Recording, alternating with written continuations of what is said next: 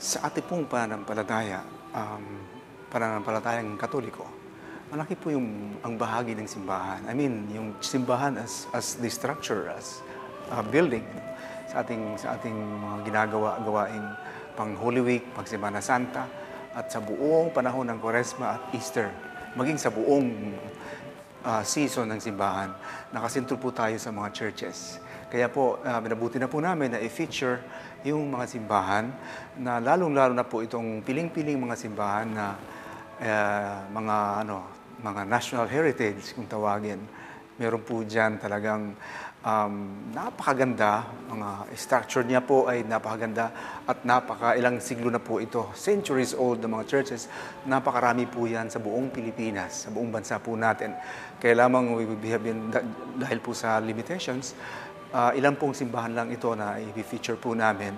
So we invite you to see them, familiarize with them. Somehow it is related to our practice of the faith.